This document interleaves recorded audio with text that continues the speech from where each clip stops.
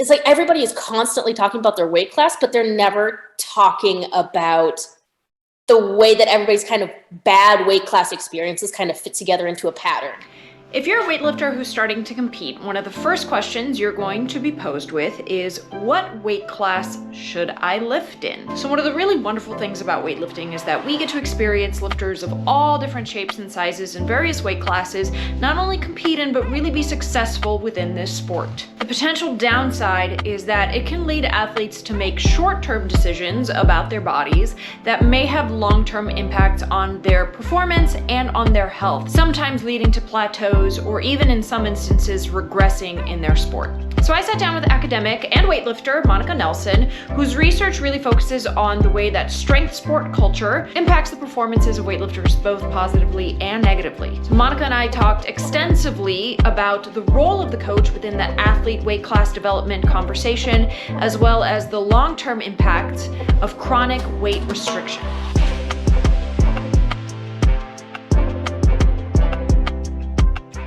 So if you've struggled with long-term plateaus, chronic injuries, or just general dissatisfaction with training, one of the variables that you and possibly your coach should look at is sufficient caloric intake. But this conversation really goes beyond just calories in, calories out, and it's about the shared stories and experiences of weightlifters just like you and me, who may have gotten poor advice from coaches or just generally stood in their own way of progress. I wanted to have a conversation that I think just kind of gets brushed over a lot. And generally what I've found in what's presented both on the internet and in any type of publications are how to cut weight. But I think the bigger conversation that needs to be is, should you cut weight? Should you gain weight? Do we even need to be manipulating weight? And at what point of an athlete's development is that even a conversation worth having? You go to an Olympic weightlifting competition or you're on Olympic weightlifting social media, people are constantly talking about their body weights and about their weight cuts, and it's nonstop. People are constantly talking about their weight class. The thing that people don't really kind of explicitly talk about, though you kind of see it around the edges, is where weight class choices kind of start to go wrong. I did a study that I did for my master's thesis in kinesiology, where I talked to 8 female competitive Olympic weightlifters and 8 male competitive Olympic weightlifters, kind of spanning the ability level from recreational or amateur, only compete at local level competitions, all the way up to going for the Olympics or actually competed at the Olympics. And I asked them, I did these 45-minute to 90-minute conversations about like, hey, how did you choose your weight class? What are the kind of things you're thinking about? What has your weight class journey been like? And so these are people who've been in the sport anywhere from 3 years to about 16, 18 years. Yeah. So very long term in the sport. And it's like kind of started to see some parallels that were holding true from, the local amateur level all the way up to the elite level. And it's that within American Olympic weightlifting, there's kind of this strong kind of like, oh, the thing you always do is you cut weight. It's what everyone does. What's interesting, though, is that the Olympic weightlifters I talk to, they tend to have the exact same thought about, people who are just joining Olympic weightlifting. How should you be thinking about their weight class? And they all say, like, hey, when you're just starting a sport, like, don't cut weight. Like, go several competitions where you show up to a competition, you weigh in, you call it good. Like, don't worry about your weight class. Like, wait until you're trying to qualify for something big and then start thinking like, okay, how do I leverage my body weight against, these qualification totals, against, like how competitive and how strong people are in my weight class, so on and so forth. The thing that actually really didn't get talked about is how Olympic weightlifters would kind of, take that and they go like, okay, I won't cut weight. But then they would just refuse to ever gain weight. They unexpectedly gain a little bit of weight. It's like that they weren't planning on, and they go, oh no. And they'd immediately start doing cardio. Like if they did CrossFit before, they'd start incorporating CrossFit workouts again, or they get on a bike and, start trying to like burn calories, or they'd start eating a little bit less. And so it's just like within Olympic weightlifting, you saw this continuous, like, even when people weren't explicitly focused on cutting weight, they were still explicitly avoiding weight gain, like forever. Yes. There was It's like people Yes. thought there was no good way to gain weight. There was no good time to gain weight. Right. The thing that always concerns me is that the announcing of what your body weight is almost exclusively accompanied by, hey, I'm losing weight. Like, watch my progress as I lose weight. And also, Yes. here are my numbers. Look, they're staying the same or they're going up. And it kind of presents this view of weight cutting where it's like, oh, if I lose weight, I will not lose any strength. That is something that all of the people that I talk to in my sites, like men, women, elite, recreational / amateur, it's like almost every single person thought that if they lost weight, they wouldn't lose any strength. But if they gained weight, they wouldn't gain any strength. There's very much Yes. this asymmetrical kind of perceived relationship between body weight, body composition, and strength. Gaining strength takes time. It's Yes. also going to be based on technique. It's going to be based on whatever else is going on in your life, however your training's going, injuries, stuff like that. So it's like, it's not easy to see a linear relationship. You're like, oh yeah, I gained weight and I gained strength at the same time. And that's definitely what was going on.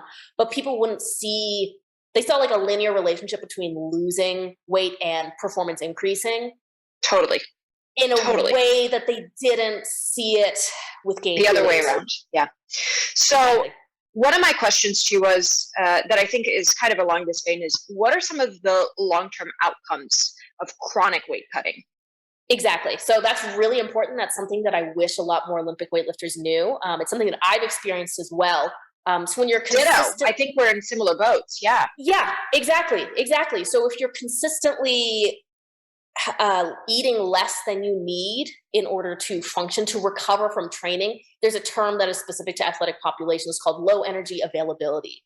And it's when your caloric output does not match your caloric input. And I'm just not just talking about like, whatever calories I burn during training, because Olympic weightlifting doesn't burn that many calories. However, you do have to recover from training, and ideally you are continually putting on muscle mass that requires surplus calories to do, actually.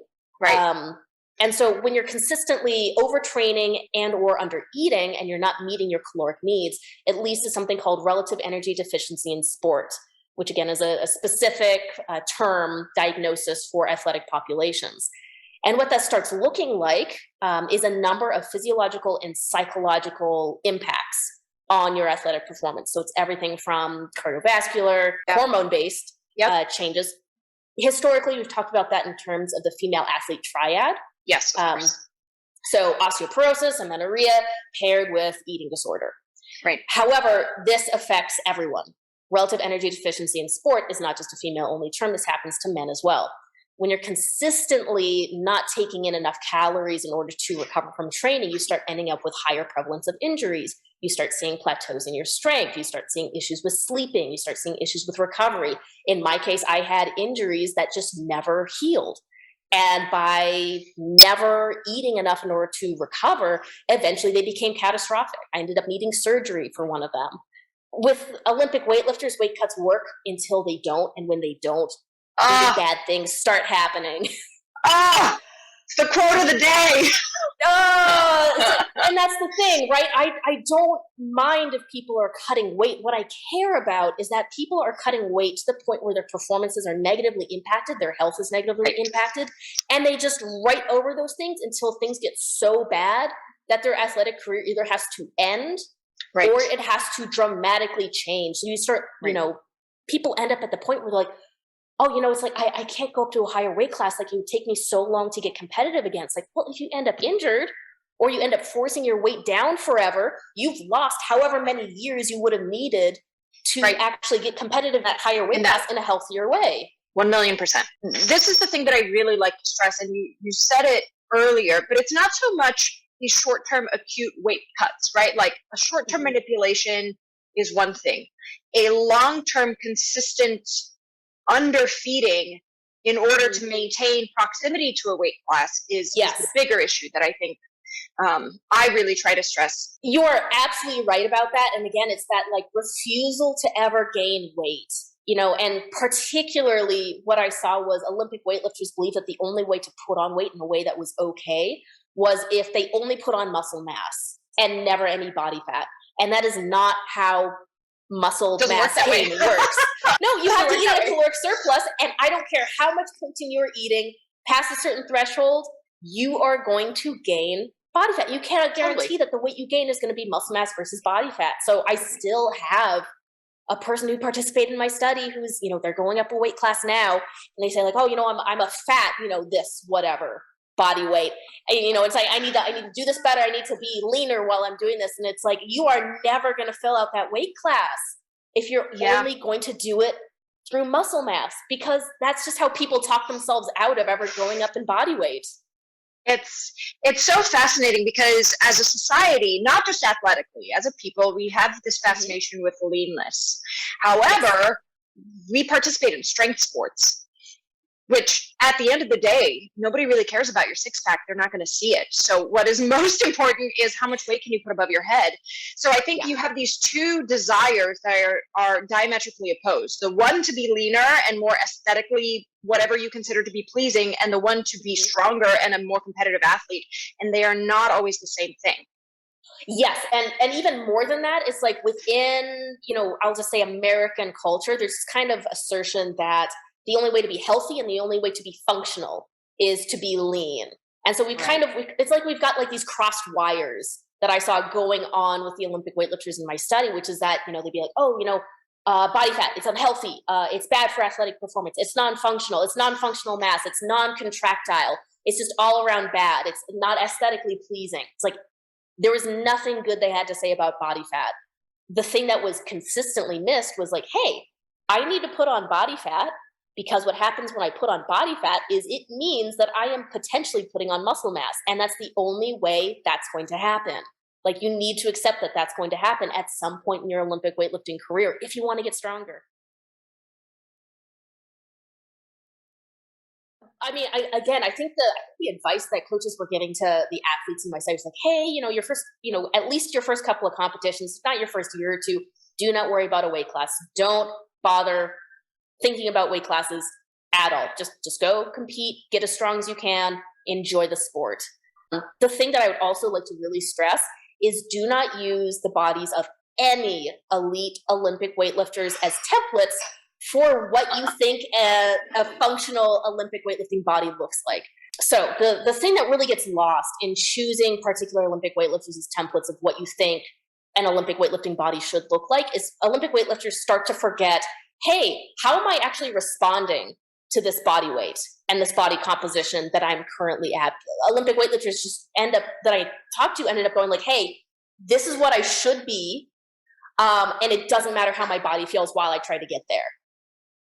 So what I tended to see was people would overlook, especially, when they were cutting weight, that they were starting to have these symptoms of relative energy deficiency in sport. Like, they felt terrible all the time. Their strength was plateaued forever. They were having injuries that didn't go away. In one case, like an elite Olympic weightlifter, like gunning for the Olympics, nearly quit the sport because their weight cuts were getting so bad, and they just powered through them, even though their performance was just absolutely going to crash and burn. They knew they were about this close to getting seriously injured. Right. And they hated the sport. And people would just overlook how their bodies felt consistently during weight cuts. Yeah. And so it's like, that's why I say, I appreciate and I love in Olympic weightlifting that we have such a wide spectrum of body compositions that are present and that compete at the highest levels. I love that about the sport. Yeah. But Olympic weightlifters, it's like, it's fine to look at them and be like, wow, it's like there's a body out there that looks like mine that is highly competitive. I think that's great, but focus on how your own body feels. Feels. I think that's so important. Yes. How does it feel? How is it functioning? Is it doing the things you need it to do? Because ultimately, if you're preferentiating the way you want it to look over the way you want it to perform, you're just not going to be as successful in the sport.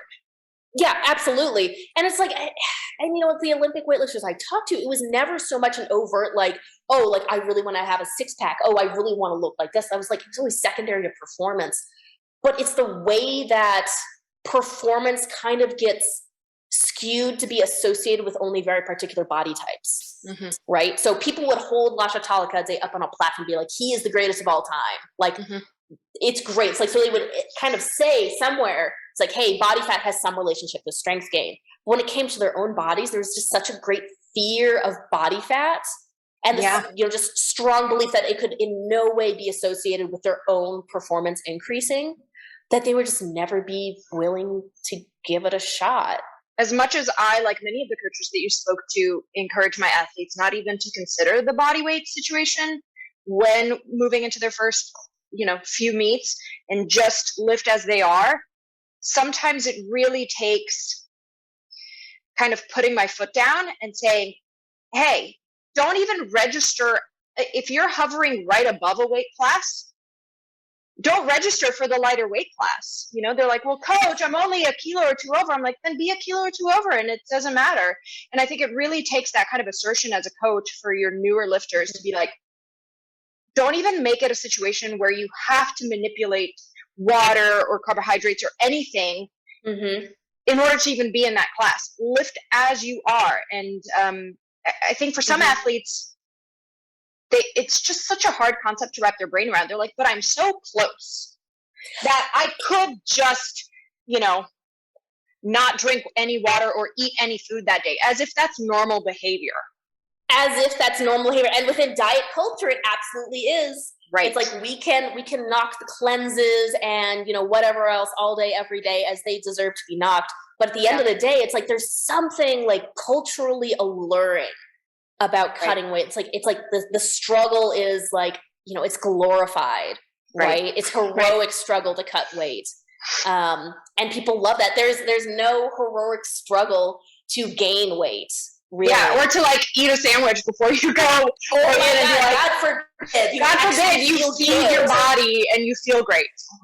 I know. I would like to see conversations between coaches and athletes that are honest about how the athlete is feeling, like what their responses are to training, and also talking about an exit strategy from their current weight class. So it's like, hey, we need to be on the lookout for this symptom, and this symptom. Or if your lifts haven't progressed in this amount of time, we need to think about going up a weight class.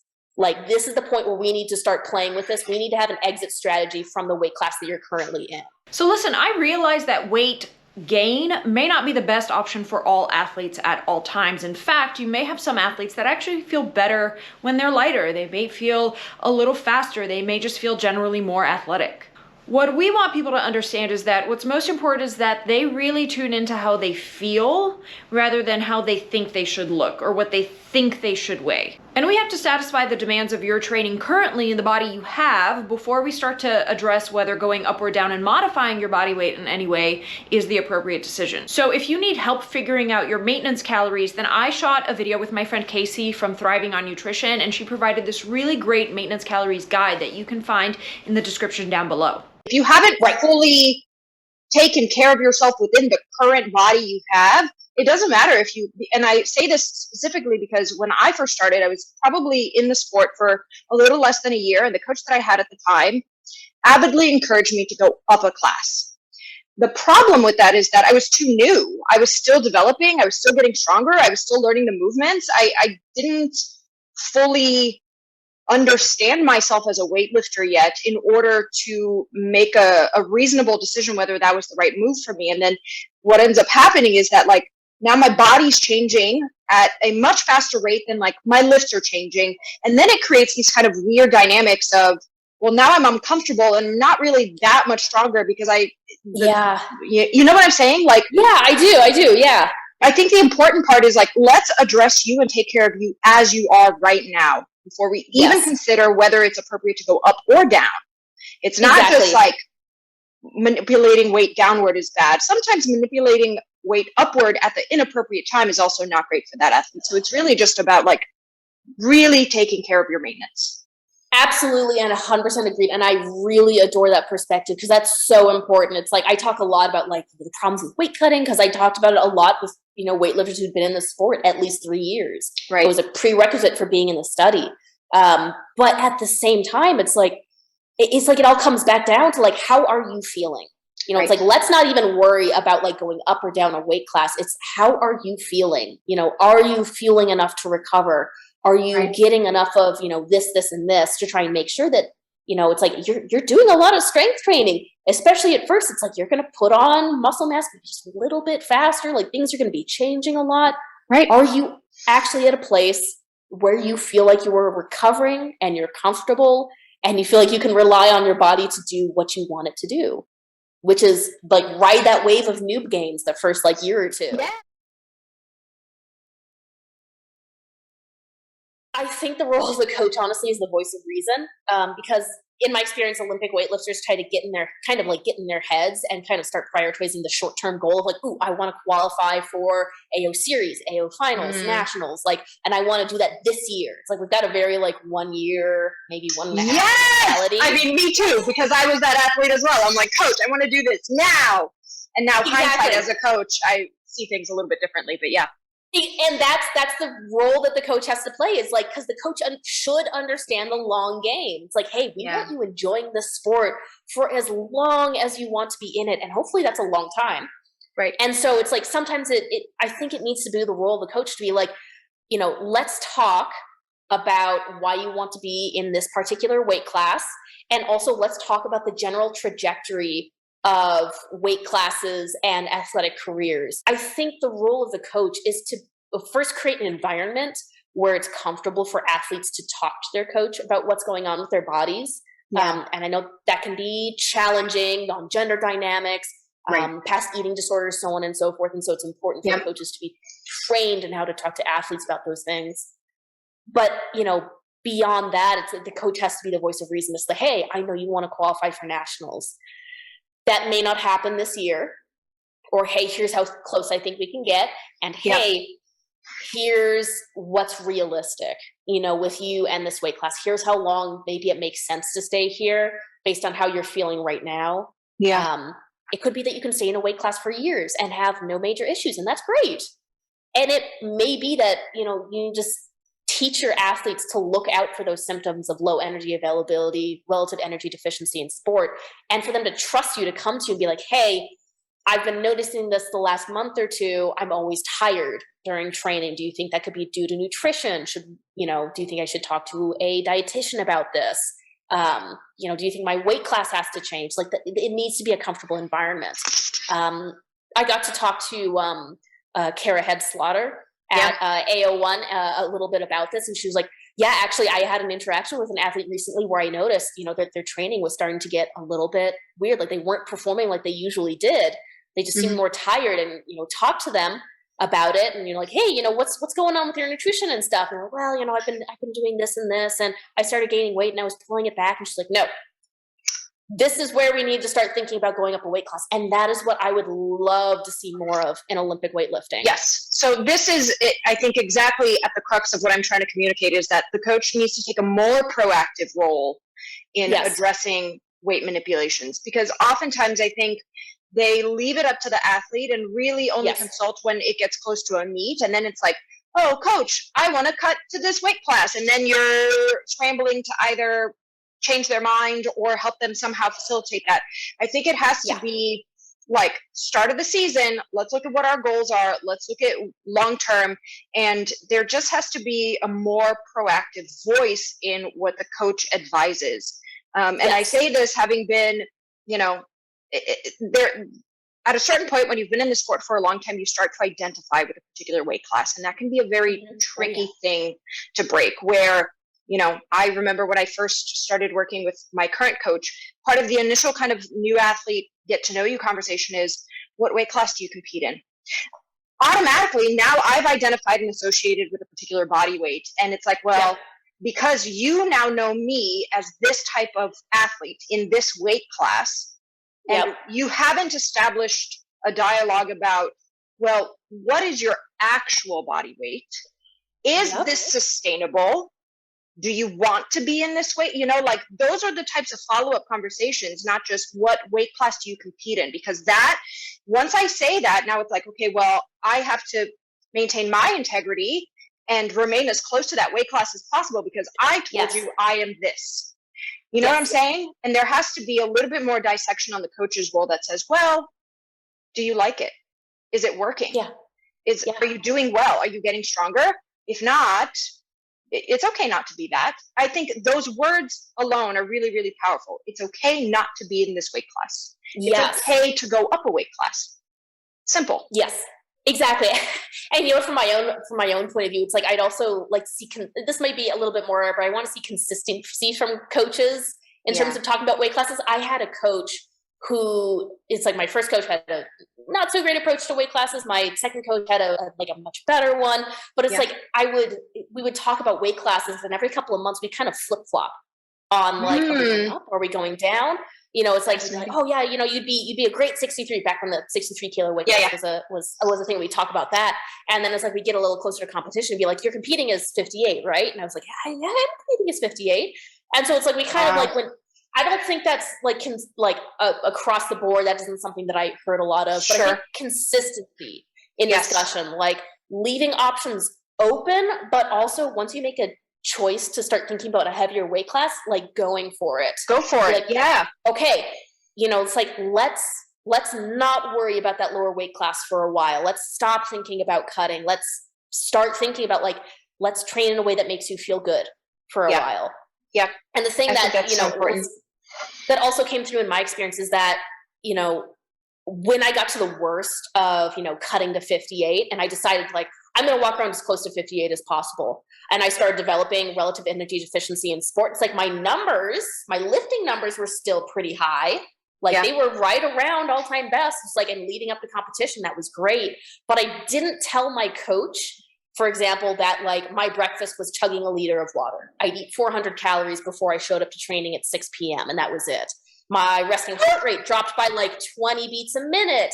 I would get lightheaded when I went on short walks. I didn't tell him any of this because the only thing that was important was the numbers I was hitting. And he would ask me like, hey, you're like, how you doing? And I was like, I'm great. I'm close to 58. Look at the numbers I'm hitting. So it's like, there needs to be that consistent conversation between athlete and coach. And like, here are the things that we need to make sure we are discussing. One is how your nutrition is going. How are your just regular health metrics? Like we need to have these kind of conversations. Yeah. And I think really sometimes, I have also been an athlete who's been injured a lot and have experienced a lot of plateaus. And one of the things I really try to communicate to my athletes is that that's not normal. Just because I did it and that has been my destiny, right? That's what I want for you.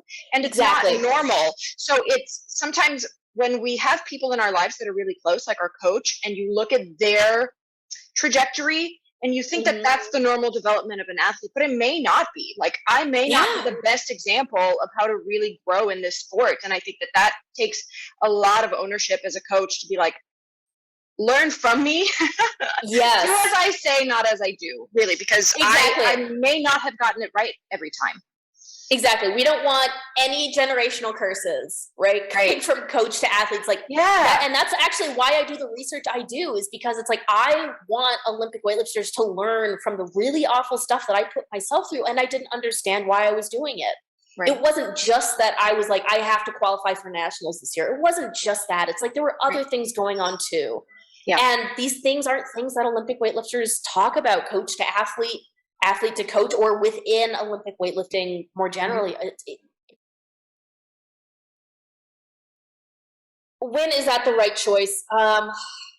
It's like, I feel like I spend so much time talking about like the need to gain weight that I have a hard time talking about like, when is it okay to cut weight? Yeah. So at the same time, I am okay with people cutting weight if it does not negatively impact their athletic performance and it's not done over a long period of time. People need to start thinking about weight cuts in terms of like, for how long am I going to be under recovered from the extremely difficult training that I'm putting myself through, trying to peak for a competition and also get stronger. How long am I willing to be under recovered? I think that's so important because in my viewpoint, if you're going to do a weight cut, it should be a very short-term thing with a clear end goal. It's like, I start now, I end now, because I know exactly how long it's going to take me to achieve X result.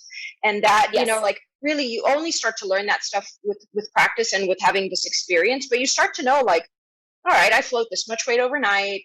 It takes me about this long to lose water weight. I know, like, for my female athletes, where I am in my cycle, what that means for me.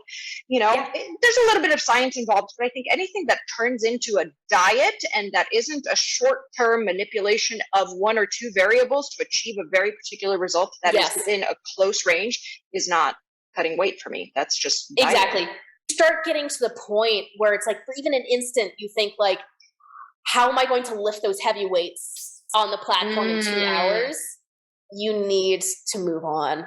Like, there cannot be even an instant where you're like, this is terrible. How am I going to lift at my best? That should never be a part of your calculation of what weight class is right for you. So important. So important. Around weight classes, something that I wish I could like go back and I could shake past me about is for years I did, a very high intensity, high load, high volume weightlifting program. I would squat, 6 or 8 days a week. My lifting it was a lot. It was a lot. But I remember my coach being like, man, I wonder why your quads don't ever get bigger. And the answer in part was because I was never eating enough.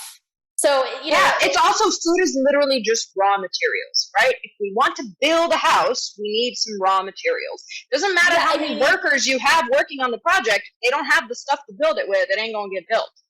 Exactly.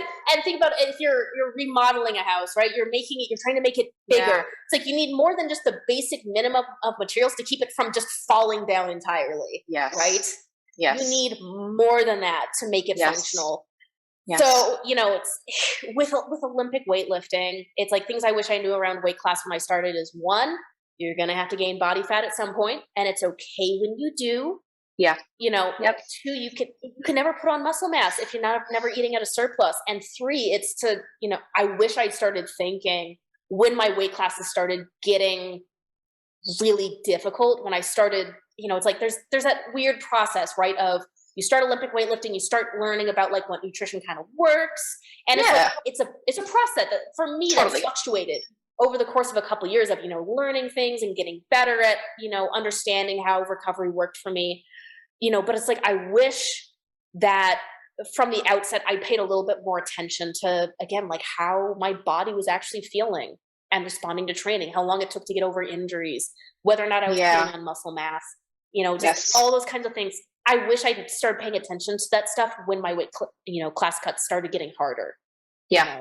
So I think for me, it's connecting the dots of like slowed or stalled progress with body weight. I think sometimes we don't want to make that connection that like, exactly. Oh, well, maybe I haven't seen improvement in my strength because my technique is off and I need to work on my technique. Or because that was the number one thing I saw. I'm not getting stronger because I'm spending some time working on technique. And listen, that's super valuable. But with more experienced lifters, if you're not getting stronger, how much better is your technique going to get? Like, honestly, we need to have the robustness in your body to handle the rigors of training. Yes. So I think that's the thing to me that I wish would have been communicated, or I wish I understood earlier is even when progress slows a little bit, because it will, if you are just flatlined for a while, you need to address what's happening, not just in other variables of your recovery, your sleep, your stress management, all that kind of stuff. Yes, I understand that's all there. But do you just need to eat more? Exactly. And the thing that I kept on seeing was people were willing to kind of ignore that they weren't getting stronger for just years at a time even. And it was like, there were 2 cases where an Olympic weightlifter was forced into a heavier weight class. And it's like, one went like, wow, all of a sudden it's like both my dietitian and my coach, they noticed that like, and I feel that training is going a lot better. And it's like, it took years to get there. With another Olympic weightlifter, it was like, I was plateaued. I was this close to these numbers that were going to, either hit American records or surpass them. I've been pushing out for them for so long and couldn't get there. And then I started eating more because I was forced up a weight class. And wow, all of a sudden my numbers just skyrocketed. It was like, oh, imagine we could have gotten here years ago. So it's hard. Yeah. It's hard. And technique is always a part of it. Other life factors are always a part of it. Yes. Not to underplay, but man, people always fall back on the technique thing. It's like, oh, my technique was just bad. It's like, no, you didn't eat for a really long time. Yeah. And imagine if you do both of those, right? You like actually pay a little bit more attention to your technique and you're actually eating enough to facilitate your strength work. I mean, that's the thing that kills me, right? Is that we've gotten so used to a system that's kind of got this like suffering integrated into it and people hitting high performances despite that suffering. It's like, so imagine if people were actually feeling at the top of their game, they actually felt good, how good their performances could actually be. Yeah. It's like the logic is just, we are so close, but we're missing. Like, imagine how much better sport could be, performances could be if we felt amazing, right? Yeah. And you can't do that if you're just perpetually cutting.